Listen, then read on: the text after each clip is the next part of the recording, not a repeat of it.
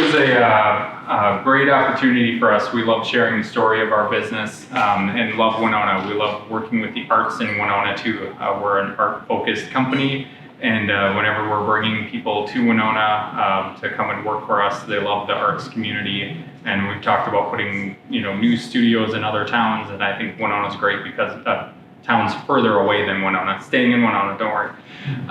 But we've talked about moving, looking at other places, Santa Fe and other arts communities like that. And the conversation I always have is, Winona is that arts community. So it's organizations like this that help to create that arts community and make it a great place for all of us to live. Stained glass is, I think, perfect for this group because it is storytelling. We're telling stories visually and in glass. That's the premise or the major purpose of stained glass historically. So I think it's a good fit. The hard thing is you can't explain stained glass is so visual that it's hard to come up here and tell a story about it without really being able to see it. So I was talked into putting together a visual presentation along with the storytelling aspect. Yeah. And if anybody has questions, feel free to jump in. I have a little, to start things off, some windows from around town. Does anybody know where the window in the upper left corner is? Merchants? Yes. How about the upper right? It's a little bit less or harder to know, but yes, that's Watkins. How about this one? These are easy, or they should be easy. Yep. How about this one? Here as well. So Winona has this rich history of creating stained glass windows, which is pretty fascinating. I think there's something in the water in Winona, an entrepreneurial spirit.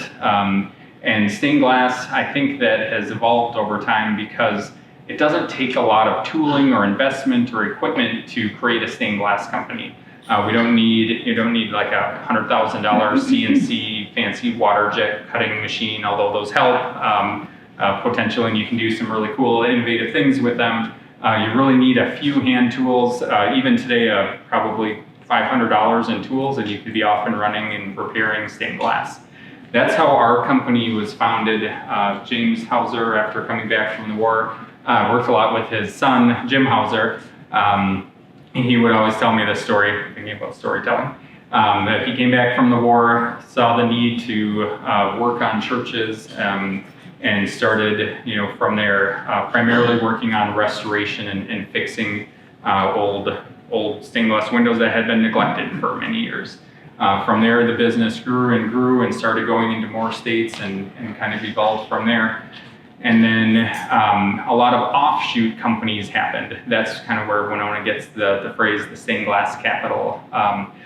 I looked and actually did research because I didn't want to come up here and tell you guys made up things. Although it's storytelling, so who knows if what I'm saying is true or not. And that's what I think is really cool about the history of all of this stuff is a lot of it isn't written down, it's not recorded anywhere, and it's things that I've learned over 20 years working in this industry, different stories from people that were working in it for 40 years before I started. So it's been kind of a fun journey of learning those things. This one in particular, I wanted to mention, I actually built it, so it's kind of a cool one. And I always check it, and I don't remember who I was walking through when we first came to check out the AV stuff here, but there's a broken piece of glass behind one of these, but it's all mouth-blown glass, and we weren't able to get a new piece in there, so we actually used this historic conservation approved adhesive to glue it back together. But if you look in behind, you can just see it. And I'm telling you all that because it's interesting. It's a great way for me to test and see how that lasts over the next 20 to 40 years. Nobody knew that until today, all besides like one or two other people at the studio. But it's an interesting little fact. But it's beautiful glass. This is one of the highest quality mouth-blown glasses, but that we use, which I'll show you how that process works. But it's all imported from Germany, and that orange glass in particular is it's extremely rare and exciting for a glass geek to look at that. So, How about these? Oh, I put the names of these windows, so it doesn't really count. This, telling a story, we worked with the city of Winona. Everybody have seen these windows around town? If not, go take a look at them. I'll give you some secrets to them. These are some of my favorite windows because the city came to us and said, we want you to do something contemporary for us. And it just it was an open book. They didn't really have they didn't know what they wanted. They wanted us to make what we wanted. That's always a fun thing. Although if you talk to some of our designers, they don't really like that because then they make something and they put their heart and soul into it and the client's like, that's not really what we were thinking. But anyway, we did a couple of revisions on this, but it's really neat and there's a lot more of a story than just a visual art. So this set of windows looks from the street looking out at the river. And so it has in the upper left corner there, that's actually the Winona Pool taken off a topographical map. And you can kind of see some areas in there if you go out on the river that you can recognize, Latch Island and some other places. And then it has all the animals that will be out on the river. So we have turtles and frogs and plants and other animals. And the blue herons and the sandhill cranes, obviously. This side looks at Winona, and it's really cool because you have the topographical map at the top, and just to the left of the owl, you can see that dot. That's Sugarloaf. So that's actually copied of topographical maps when we went through, and then it got a little more stylized as it went through the city, but you can see the train tracks and the grid work of the city streets, and then all of the land animals that you would find on the land side of things, the owls. And, all of that. And then in this bottom corner is one of my favorite things. We talk about Easter eggs and we like to hide things in windows, and sometimes the people that were creating the windows know about them, sometimes they don't. Usually we tell people. But we have a lot of donors' dogs and other things that get integrated into windows that are fun little Easter eggs. But in this, wrong computer. In this case, in the paw prints on the bottom right corner, there are paw prints from the coyotes living on the land, and then these are all fingerprints of the artists who worked on the window. So it's kind of a really neat thing for them to have their mark on something. We thought that was a fun little Easter egg. Some pictures of other things around town. Does everybody know where this one's at? Winona National Bank. These are some of the real gems in Winona. If you haven't had a chance to go look at them, I recommend them. They're original Tiffany windows designed for the bank, and the level of detail in them, they are truly exquisite. We had the opportunity to create a set of windows commemorating the 100-year anniversary of the bank building. And replicating that Tiffany style, and we had some custom-made glass that was in that Tiffany style where it's kind of three-dimensional drapery glass. What's different about this than the rest of the windows is there's a painted medallion. So we were talking about the history of our company, and in Winona we have a painted style where Tiffany was unpainted and did most of his work painting with the glass itself. We put physical paint on. I'll show you how that works later on in the presentation. So it kind of linked the gaps of the two styles, which we thought was interesting in commemorating the bank. I don't remember the number of pieces, but we do have that statistic. I think they have it on the wall there. And I just remember these took a long time to make because of all the pieces. Very interesting set of windows. This window, this is one of my favorite windows. I have a lot of favorite windows in Winona, I guess. This is one of my favorite designers that worked with us, Charlie Lawrence. We worked with him for years. He passed away a couple years ago, but did projects with us from windows at the National Cathedral in Washington, D.C., and all throughout the U.S. We donated this window to the cathedral in town. And it's just a very contemporary, and it's really, his focus is always on color. It's one of my favorite examples of his work. And I had the pleasure of actually installing this years ago. So one of these is me. I think that's me there. But another interesting thing, about stained glass is getting up to all these windows, and I still remember all the scaffolding we had to set up to go over. If you go there, it's over a doorway and kind of hard to access, but I think of Winona as my home, and it's always fun to think back and look at all these things that are installed and are going to be there for hundreds of years. This is my favorite window. So the cool thing about this window, have anybody seen these? If you haven't, go take a look at them. They're quintessential Willet windows. So Willet was focused on creating new stained glass windows. At the time, around the turn of the century, Tiffany Studios, which you've probably heard of, we have windows at Winona National Bank. Lafarge was another big name, and Willet Studios were all competitors and all about the same size. We were focused on the cathedral style that was popular in Europe, and Tiffany and Lafarge developed this opalescent glass, which has that milky quality where you can't see through it. Whereas our windows, you would look through them and you could see somebody on the other side that may be blue or red or a different color, but you can see through it. Theirs had this opaque style. You won't find that much in Europe. Some contemporary windows nowadays, they'll have things, but traditionally it's all in that cathedral style where you can see through the glass.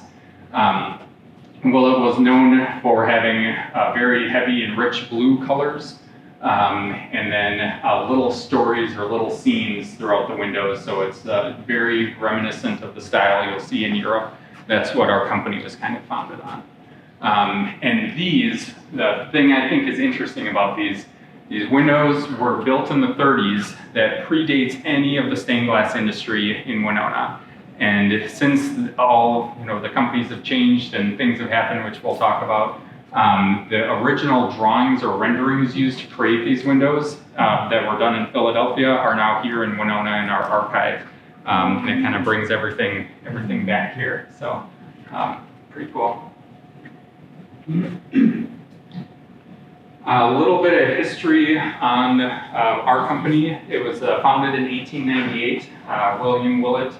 He was a designer doing other design work previously, as I said, they weren't doing restoration, they were doing mostly creation of new stained glass windows in that Gothic or that style popular in churches in Europe. The Hauser side of the company was started here in the 40s. That was by Jim Hauser Sr. And then after he left the business, Mike and Jim, his two sons, took over the business. They're still, Mike is still in town. We run into him every once in a while. He's excited to see the company and the legacy still continue on. And Jim is in Virginia. I'll probably see him every few years. So I look forward to meeting or seeing him again, but I've worked with both of them for a number of years. The two companies merged in the 70s. The third generation owner of the Willet Studios, who is still alive and was worked his entire life in stained glass but didn't own the company. He loved stained glass and everything about it, but he didn't want to run a company, so he sold it to the Hauser brothers, who merged the two in the 70s. That merger made us the largest stained glass studio in the country, which we've continued on to this day. I think everybody working, there's some people that work with us out in the audience, think of ourselves as a chapter in the legacy of this company. It's going to live on far beyond us, and it was around for 100 years before we started here. And it's really a neat company to be a part of. We're focused on innovating art glass, and just the whole art culture is pretty fun. The funny thing about it is Winona doesn't really know that much about us, so I'm trying to get our story out a little bit more. We are in a nondescript building over on the corner of town, and it's kind of, I think of it like Willy Wonka's chocolate factory, and nobody ever goes in, nobody ever comes out. So we're trying to do some more stuff, put some signage up. We just actually purchased a second building down the street and moved our design department over there, and are continuing to expand and move. So, but we're keeping both locations, so you'll still see our sign. If you have a chance, this is our main production studio. On our website, there's a 3D walkthrough. It's kind of like Google Street View if you can walk around the studio and take a look and see what it looks like. So something interesting to check out. We do a lot of projects. We do around 350 projects a year. We currently have 200 active projects all throughout the United States. We have done international work, and we're continuing to bid and work on an international front as well, looking forward to those opportunities. Most of our work is focused on the East Coast. This map kind of heat sinks, so it doesn't really show how populated the East Coast and the amount of projects we have over there. But you can see we truly do things all throughout the country, which makes it pretty fun. We have around 100 employees. We have 17 field crews, 12 sales consultants traveling throughout the country. So a lot going on that doesn't involve Winona, but all the fun stuff is in Winona. I have a couple just random photos of our studio. This is a project. This was really fun for me to put together because almost all of these photos are less than a year old. This window was installed 3 months ago. But this shows kind of some of our paint department, some of our glass inventory. So we have more kind of wraps around around the edge there. But we have to keep a lot of glass inventory because there are a lot of different colors, and as we're restoring windows, we need to have pieces of glass to match their originals. And this is kind of a view out of some of the studio from our glass cutting station. You can see we have a lot of different departments, and it's a pretty bright open area. So we do, and we've always really been known for new windows. We do a lot of new window creation, and new windows are, they run the gamut of design style from liturgical, religious windows to secular windows. And things that are very contemporary and traditional and kind of everywhere and everything in between. So kind of a couple examples of our work. Well, you've seen some of these, and another favorite window. This is my favorite of our new windows. It's in Charleston, and it's in a high school, and they wanted to speak to the students and make something contemporary, and it overlooks the skyline, which you can't really see in this picture, but it's all made out of mouth-blown glass, and it's just really lively and colorful and contemporary, but it has a nod to the traditional. The figure is very traditional, but being done in black and white, it's one of my favorites.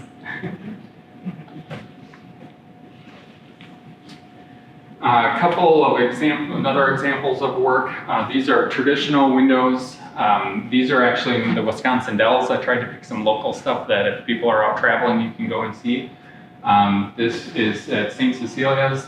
They had an original building that was too small and had other physical problems, so we took the old windows out. They demolished the building and actually put a new building on that was 3 times the capacity, and then had areas for new windows. So we were making windows that needed to tie in and match the style of their original windows.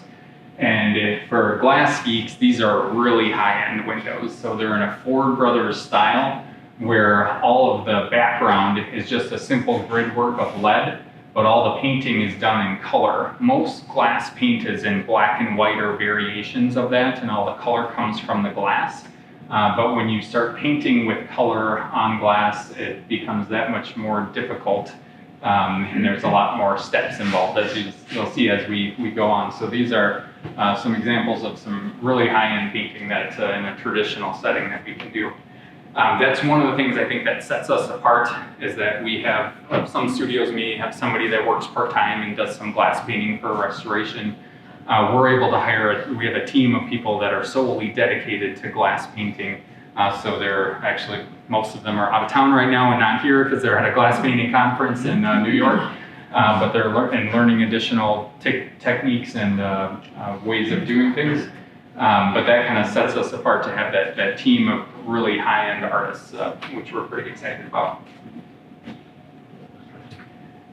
Some photos of the process we'll go into a little more detail, but you can see the artistry, and Gary, who I was working with on this presentation, said just put a lot of pictures up. Everybody will like to see them. So it always excites me to have people come into the studio. I know the Winona State Art Department came through 3 or 4 years ago, and they were blown away that we pay people to do full-size figure drawing in charcoal and pencil, and that's a profession and a job, because you don't find that a lot of times now. Everything's graphic design and digital. But we still do everything by hand. We do use some computer-aided design now, but everything has to be figured out by hand. And some other projects, actually, some of you know how recent these are. I put these in to kind of show the level of quality we're capable of. So this was a restoration where the client had an old window that was purchased from somewhere else, and they wanted to elevate the artistry of the face, and make some additional changes to it. Project in Richmond, Virginia. So this is the original window, and this is the evolution of the face that they wanted depicted. It was a painting by Carl Bloch, an artist that they wanted to capture that likeness of Christ. And for glass painters, this is an incredibly detailed, incredibly high-end, very photorealistic face that is very hard to achieve. So you can see kind of the before and after. The image in the upper left-hand was the original painting that they wanted it to look like, and we could kind of put all that together for them. So unusual, typically we're not changing out faces. You know, a lot of historic restoration is bringing things back to how they were originally intended, but in this case, the client wanted a specific style. This is one of, I can't say it's my favorite project, but it's a great example of what we're able to do. So this is for a church in Sacramento. During the riots, they had a lot of vandalism and damage to the church. So this was not original, but it had been a fix made after the riots that came through and did not match any of the style in the rest of the church. So we looked at other design examples from the church and brought this. This was our version that matched everything that was going on in the rest of the church. So it just is a great example of kind of before and after what it can look like.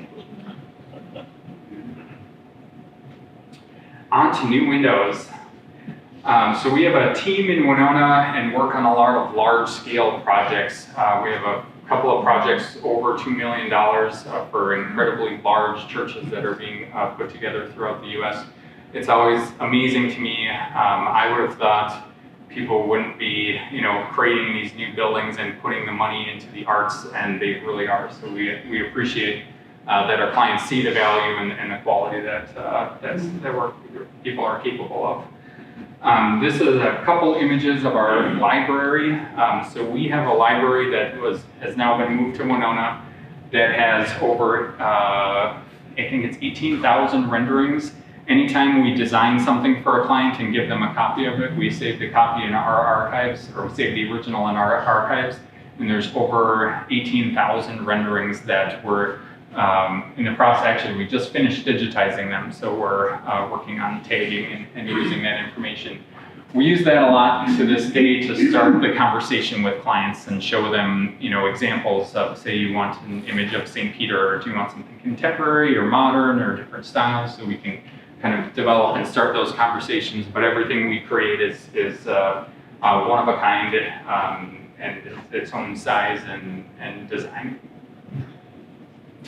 I mentioned earlier Easter eggs. This is one that came out of our archive. We actually worked with Charles Schultz in a music window with St. Cecilia to put the Peanuts character in the window, and so it was kind of neat going through all our archives, finding that documentation and approving that, and it's a great example of a little Easter egg hidden in the window.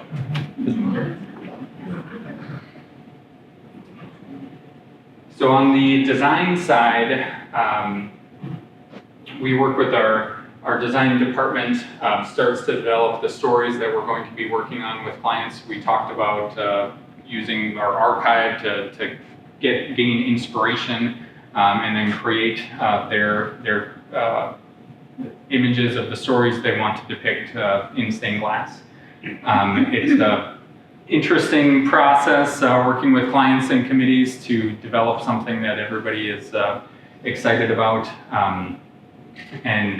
And we have a very talented design team that can go into great detail on the theology and thinking behind, why they're depicting different things in each window. We do use computer-aided design. Really nothing has changed in our industry for the last 100 years, with the exception of now starting to use a bit of computer-aided design. But typically our designers all work on hand drawings and watercolors, and then put things into the computer to change colors and alter things and make repeating patterns. So it's kind of a blend of both techniques. Everything always goes back to cartooning. That's the next step in the process. So after the client has seen a rendering and has approved it, or designed and approved it, then we have to blow everything up full scale.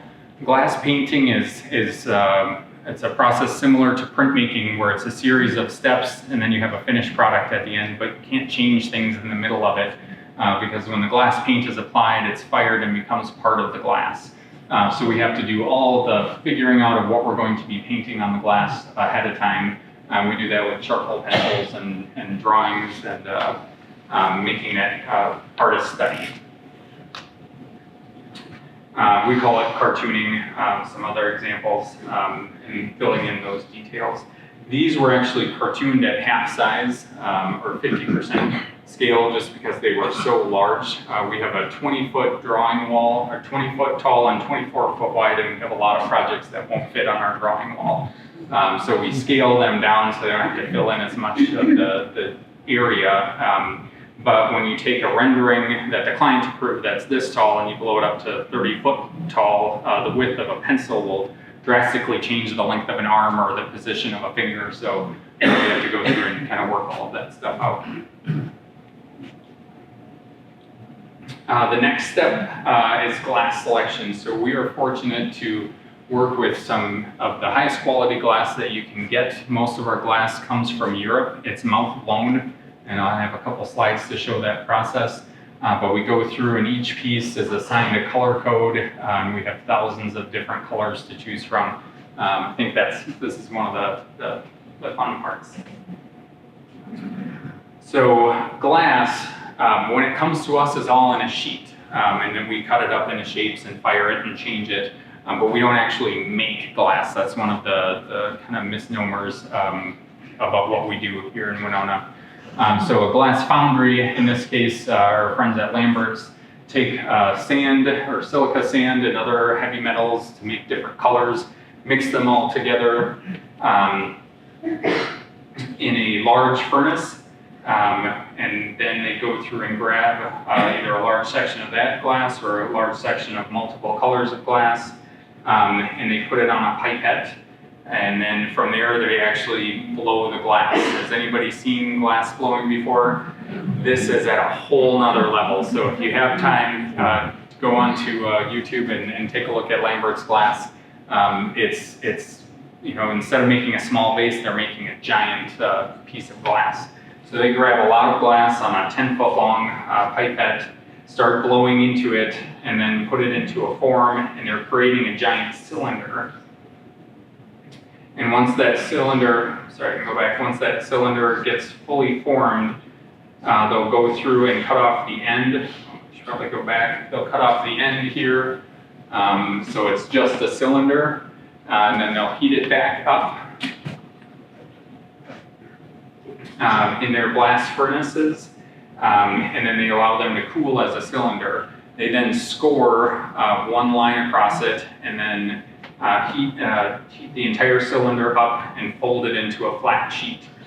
So it's a lot of handwork and a lot of process. It's really a boutique manufacturer, but it has a lot of bubbles and imperfections. We like that, and a lot of color variation that, well, sometimes we like it, sometimes we don't, but you'll see some examples of that. I think it's neat because we are making a handmade product, and this is also a handmade product instead of a machine rolled glass.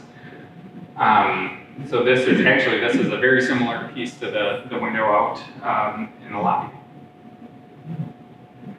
We work with other domestic manufacturers. This is one in Portland, Bullseye Glass. The difference with this is they take that blob of glass, put it on a metal table, and then run it through rollers. And then you have this is what the rollers look like. And then you have sheets of glass after that that are stacked and stored. You take that giant pool and just run it through the rollers. It has a lot of different textures. It's not as optically clear. It just has a different quality to it. But Bullseye does some amazing stuff, and we do a lot of work with them as well. So after we've selected glass and it's shipped here, one of the problems, we buy most of our glass from Europe, especially with COVID, it takes a long time to get here. But after that all arrives, then we start cutting it into individual pieces. So we have a computer-aided program that goes through and cuts with a plotter all of the templates of the pieces that we need to cut out. Then they're organized by color, and then each piece is cut from there. It's all done by hand. Our trained craftsmen are great and more efficient than most of the water jet cutters or any other options we've looked at so far. I kind of sprinkled some historic photos in this too. I thought it'd be interesting for you guys to see. Nothing has really changed. This is a photo from, I believe, in the 50s of us creating a new window of glass cutting, and it's really the same tool. Nothing has changed. Here we're doing some selective cutting, so we'll go through that. That's showing that mouth-blown glass and kind of the direction of the grain of it. We select that for specific areas in drapery and clothing and that type of thing. And this is just some really fun glass. I couldn't pick between the two photos because they both had beautiful glass on it. We always joke that it's hard to cut this stuff up because it's so beautiful and it's almost a work of art by itself. And we're gonna cut it all up into pieces and then put paint over it and nobody will see the glass anymore. But I think the end results look great as well. So after all the pieces are cut, they're all laid out in the pattern. If you think about it, we currently have about 50 churches and fully disassembled all throughout our studio. So really the organization is the key for keeping track of everything. People always say it's like putting a puzzle together, and we always say, no, we don't want to put a puzzle together because we want to know where all the pieces go from the start. So it's, yeah. So after they're all laid out, we'll go through and start painting them. The painting process is, like I said before, it's kind of like printmaking. You start with laying the heavy black dark trace lines in. So that's been added to this. Oisin's working on that up there. And then we'll fire that in the kiln, and it actually becomes part of the glass. Glass painting is kind of like ceramics, where the glaze changes. They actually change in color too, which makes it aggravating. But ceramic glazes, when you fire them in a kiln, they become part of that pottery. It's the same thing. 200 years from now, you can come back to this and scrub as hard as you want, and if it's done correctly, it won't come off.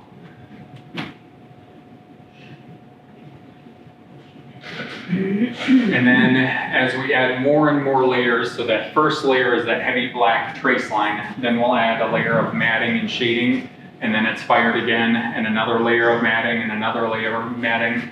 Most pieces have that 3 to 4 times they've been put in the kiln, they've been painted on and put in the kiln. But if you have something very realistic, like those traditional windows I showed earlier, those can be 8 to 10 times that they've been fired. So it's a lot of work and a lot of time to do. You know, when you look at a stained glass window, each piece had to be picked up and put into a kiln, let alone painted on individually. And this project in particular, the windows are 18 feet wide and I think around 12 feet tall. They're triangles, and there are 12 of them. So they're going to be we're going to be working on those all summer. And kind of some other detailed shots. That's of the face. That's an interesting piece. As I said, we're typically, you have a blue piece and you add black and white paint to it to come up with the color. In this case, on a face, we're adding those flesh tones. So we're starting out with the lightest possible shade, which is the light gray or clear from the beard. and then we're building up those values and colors of the faces. And this is everybody's favorite part at the end, standing up and looking at the finished product and trying to see if we need to add or change anything. From there, we take a photograph of it. Especially with these, it's hard to see the whole thing at one time. And a lot of projects we're working on, we don't even have enough light tables to see a 38-foot tall window at once. So we stitch it all back together in a computer. That's what's happening here. So this upper window, that's us stitching together the glass before we start painting on it to make sure all the color fades and everything is correct. And then this is what it looks like with all the paint applied to it. It kind of gives you the chance to see the whole thing. The next step in the process is glazing, where we build the windows. So we have another computer-aided drawing on the base here that they're using to lay out the windows, but we take H-came, or lead has an H shape on it, and it's cut, and each piece of glass fits around both sides of that lead. We still use lead to this day because it's soft and malleable, and there isn't a better product. We wish there was. We do a lot of safety testing of our employees, and we have a lot of safety procedures and protocols in place because lead is a heavy metal and it's been in the news a lot lately, and from other cities who are having issues with it. But we take great care to take care of all of our employees and make sure everything is safe and it's a safe work environment. We cut the lead and fit them around each individual piece until you fill across. It's kind of like weaving a basket. After they've fitted all the pieces together, they'll go through and solder each joint together. And then you flip the window over, solder the back side of it, and then it becomes a window.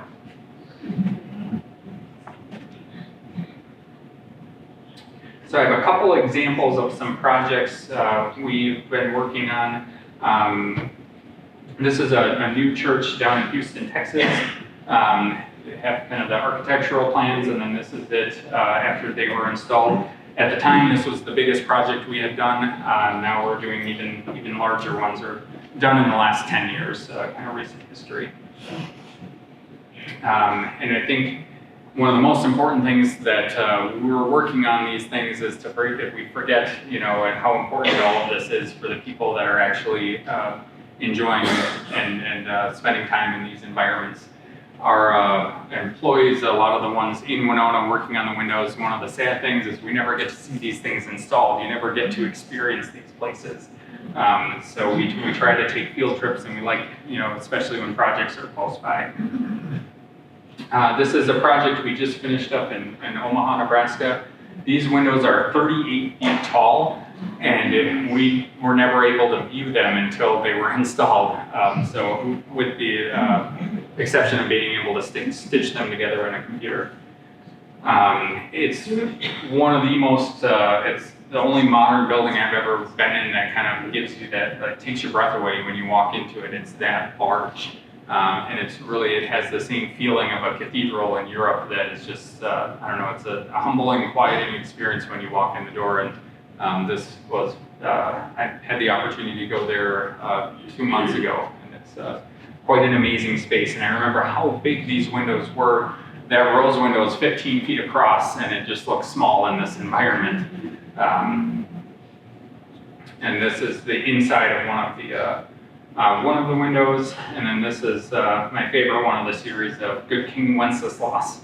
That horse head is about this tall off the ground, and it's an amazing. It felt like we were creating billboards at the time. The artwork was so large, but it needed to be viewed from a long way away, and in this space, everything looks appropriate and correct.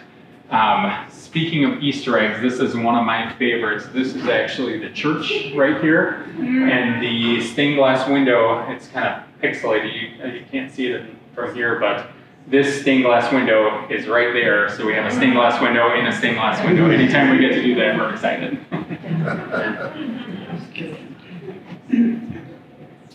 So the restoration process, that's what the Hauser side of the business was founded on.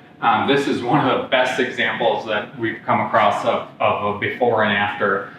So we have transmitted or reflected light on the top, so that's what the window would look like at night to show how incredibly dirty it is. And then this is transmitted light, so this is what it would look like during the day with the light coming through it. So after it was cleaned, so the upper two images are the same window. That's what it looked like after it was cleaned, and this is what the figure looks like. It is night and day and an incredible transformation. So in the restoration process, we basically bring the windows in, fully disassemble them, and then put them back together with new lead.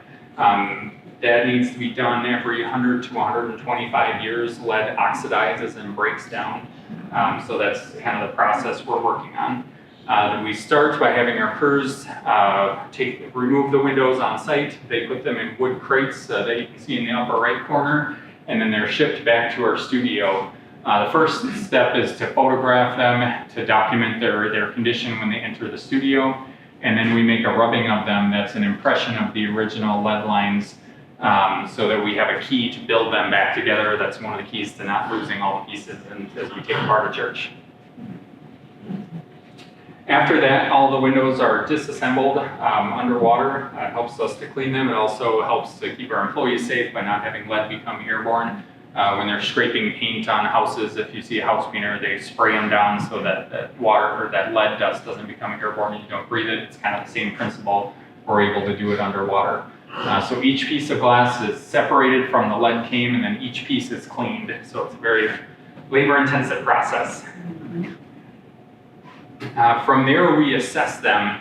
That's always kind of the conservator or conservation dilemma.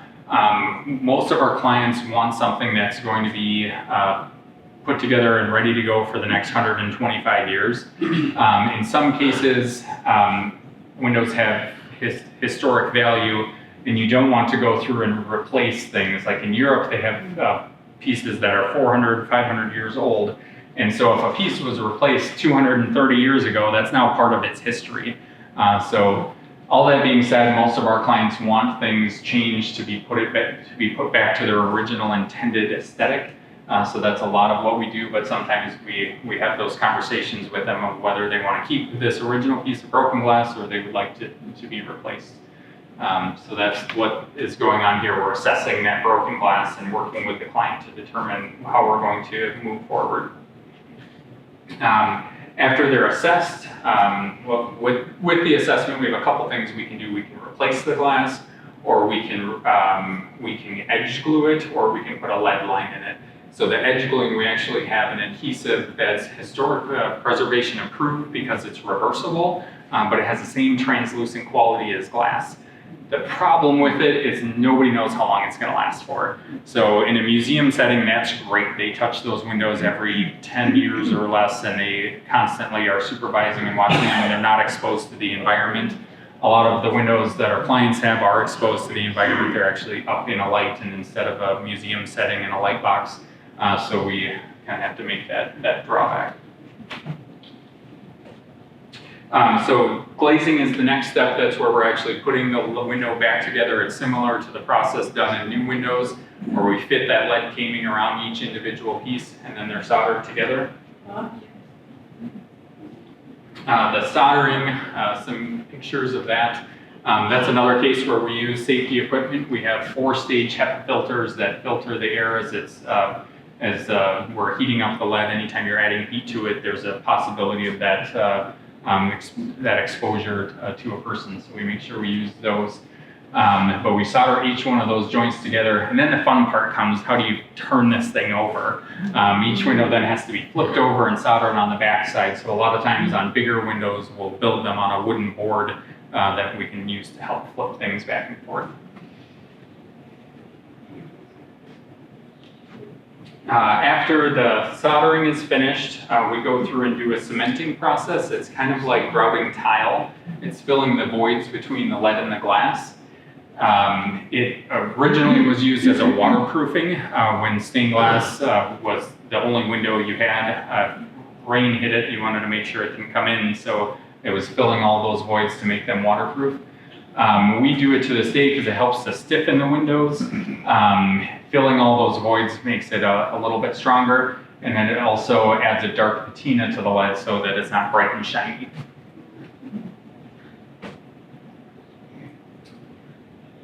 Bracing is kind of the last step in the process where we go through and add reinforcement bracing to the windows.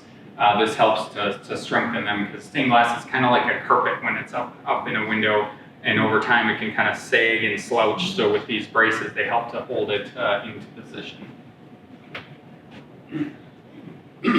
Then final step, excuse me, is to do final documentation, photographing, and cleaning, and making sure everything is everything's the way it should be. A couple notable restoration projects we've worked on. This is one that we just won a preservation award for. It's a Lafarge window, a really high-end conservation. So in this case, this project, we are saving every piece of original glass. It's another great example of a before and after. This window had a lot of water damage, and Lafarge Studios has had issues historically with their paint lasting.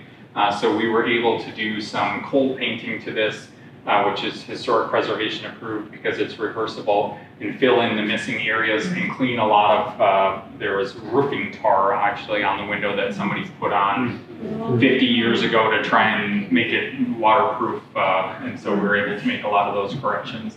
But a really neat project. What's different about Lafarge Studios is it's not a single layer of glass. It's actual multiple layers of glass stacked up. Same with Tiffany. That's how they paint with the glass instead of using glass paint.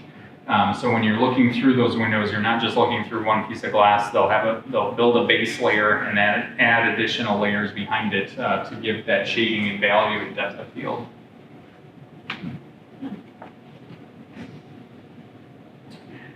This is one of my favorite windows. I'm sensing a theme here.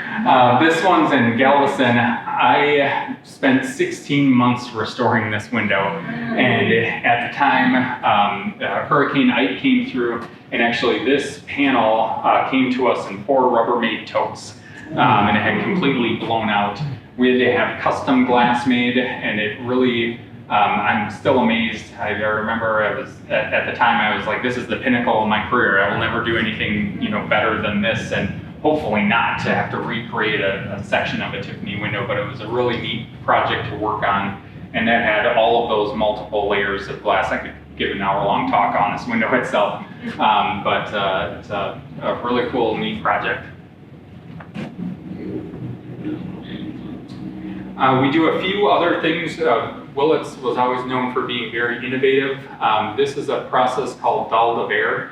It was originally developed around the turn of the century, where they would take inch thick glass, cut chunks of it out, put it in a form, and then pour concrete between all of the pieces. They found out over years that concrete and glass have a different expansion and contraction rate, and most of the glass in those old windows is pulverized and blown apart. So we make them still to this day with epoxy resin between all of the pieces, holding them together, and have a lot of work restoring old concrete ones that are having problems, and then creating new windows as well. I know there are some examples of this throughout Winona if you take a look. Or Wesley United Methodist, I thought somebody said that. Here's some examples of some of our work in it. It's a neat process because you can design in the negative space. So the black areas become part of the painting. It's not just the glass itself. And another historic photo, I think this one's from back in the 50s as well. This is a project we did for the 1962, I believe it is, World's Fair in New York.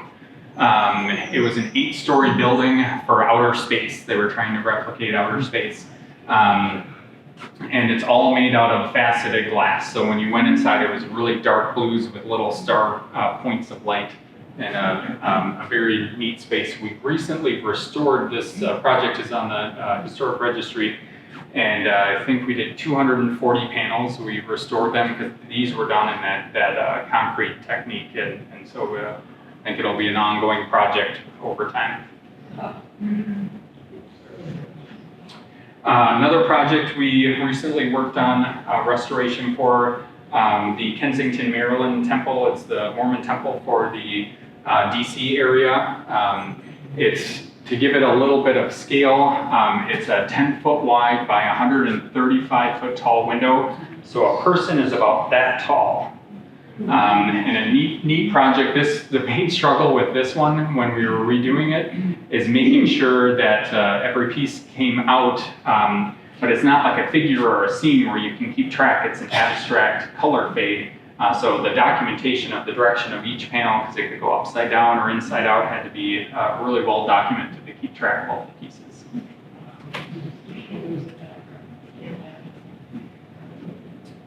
A lot of what our company does doesn't have anything to do with Winona. It's all of that site work. So a lot of the other companies in Winona, and Winona being the stained glass capital, they did a lot of the on-site repairs and replacing pieces of glass and putting up protective coverings. So we have 17 road crews traveling throughout the country working on installing or removing and installing glass, but also doing these protective coverings and scraping and painting frames. This is a great example of a before and after. The old coverings were done in Lexan, which is a product that reacts to UV light. After about 10 years, it starts to become opaque, and after about 15 or 20 years, it starts to look like this, where you can't even see the window behind it. So we're going through fixing any rotten wood in the frames and painting, and then putting up new acrylic covering, which doesn't react with the UV. We were known as being very innovative, and we still are. We keep in mind now the process of reversibility and making a lifelong or a generations long product.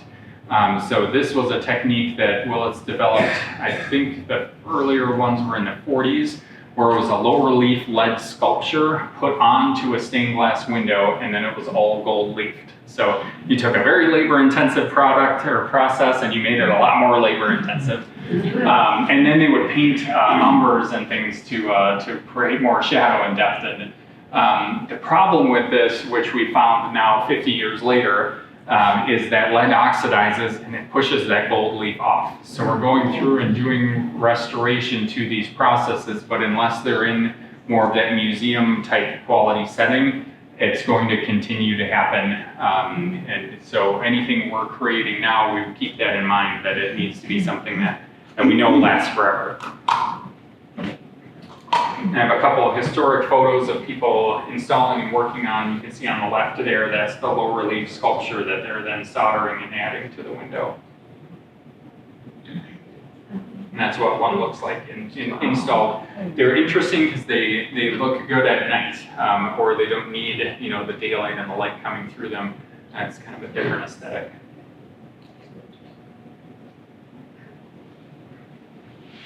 That's it.